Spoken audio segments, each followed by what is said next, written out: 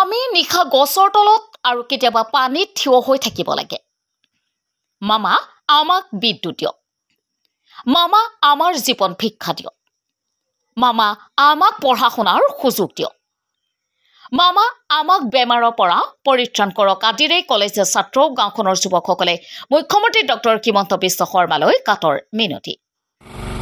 আকৌ প্ৰতিবাদ ধূপধাৰা বিদ্যুৎ বিভাগ হাই হাই বিদ্যুৎক লৈ দুৰ্নীতি বন্ধ কৰক আদি শ্লোগানেৰে নিশা গাৰ কাপোৰ খুলি বিদ্যুৎৰ বাবে শতাধিক যুৱকৰ প্ৰতিবাদ সাব্যস্ত ৰাজপথত। চেঙাৰ আলুপতি মাজৰচৰ গাঁও পঞ্চায়তৰ অন্তৰ্গত নিচানৰচৰ গাঁৱত যুৱ ছাত্ৰ বৃদ্ধৰ প্ৰতিবাদ। গাঁওখনত প্ৰায় 4 দিনৰ পৰা বিদ্যুৎ নাই, যাৰ ফলত গাঁওখনৰ প্ৰায় সংখ্যক ঘৰতেই গৰমৰ ফলত কণ কণ ল'ৰা ছোৱালীয়ে বেমাৰত আক্ৰান্ত হৈছে। ছাত্ৰ ছাত্ৰীসকলে পঢ়া শুনাৰ পৰা বঞ্চিত হৈ আছে। নিশাৰ ভাগত একাংশই পানীত আৰু কিছুমানে গছৰ তলত ৰাতি পাৰ কৰিবলগীয়া হৈছে বুলি মন্তব্য স্থানীয় ৰাইজৰ, যাৰ ফলত প্ৰায় সংখ্যক ঘৰতে ৰোগৰ সংখ্যা বৃদ্ধি পাইছে। আৰু এইখন চৰাঞ্চলতে কেইবাটাও পঞ্চায়ত আছে, কিন্তু পূৰ্বৰ পৰাই সঠিকমতে বিদ্যুৎ নাথাকে। যদিও আহে ভল্টেজ নিদিয়ে, লাইটৰ পোহৰ নহয়, ফেন ঘূৰাটোৱে কঠিন হৈ পৰে। কিছুমানে হণ্টা ষ্টাৰ্ট কৰি খোলা ময়দানত ফেন ঘূৰাই বতাহ খাই আছে। অসমৰ মুখ্যমন্ত্ৰীও বিভাগীয় কৰ্তৃপক্ষলৈ সকলোৱে আহ্বান জনাইছে নিচানৰ চৰ গাঁৱৰ লগতে সমগ্ৰ চৰাঞ্চলত বিদ্যুৎৰ সুব্যৱস্থা কৰি দিয়ে তাৰ আহ্বান চৰাঞ্চলবাসীও যুৱ ছাত্ৰৰ। News desk report, news 80 Assam.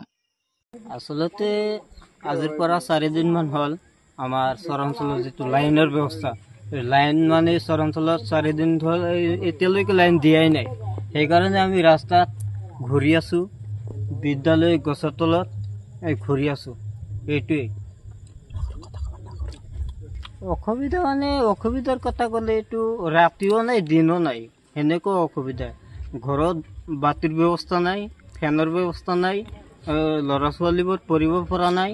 তাৰ ভিতৰত সৰু সৰু যিটো কণ কণ ল'ৰা ছোৱালী আছে সেইবিলাকো বেমাৰ আজাৰৰ পৰা ৰক্ষা পোৱা নাই। ইমানখিনি অসুবিধা হৈ আছে। ৰাতিখিনি আপোনালোকে কেনেকৈ পাৰ কৰে? ৰাতিখিনি আমি টোপনি তাৰমানে পাৰিবই নোৱাৰোঁ, এনেকৈ অৱস্থা হৈছে। তাৰমানে আমি ৰাস্তাত ঘূৰি থাকোঁ, গছৰ তলত বহি থাকোঁ, এনেকৈ পাৰ কৰোঁ। আচ্ছা আচ্ছা আচ্ছা আচ্ছা। এতিয়া বিভাগীয় কৰ্তৃপক্ষক কি আহ্বান জনাব? এইটোৱে আহ্বান জনাম যে আমাৰ অসমৰ মুখ্যমন্ত্ৰী ডক্টৰ হিমন্ত বিশ্ব শৰ্মা ছাৰক আমি হাতযোৰ কৰি আহ্বান জনাওঁ যাতে আমাৰ চৰাঞ্চলৰ লাইন যিটো আছে সেইটো যাতে ভাল কৰি দিয়ে, তাৰে আহ্বান জনাওঁ। আচলতে এই ক্ষেত্ৰত গাফিলতিটো কাৰ হৈছে? আমাৰ ধূপধাৰা যিটো APDCL আছে তাৰে গাফিলতি হৈছে। চৰাঞ্চলত যিখিনি লাইনে ভল্টেজ দিব লাগে সেইখিনি তাৰমানে দিয়া নাই এতিয়ালৈকে। সেইটোৱে তাৰ মানে আজি কেইদিনৰ পৰা লাইন নাই? আজিৰ পৰা 4 দিন হ'ল তাৰমানে লাইন নাইকি।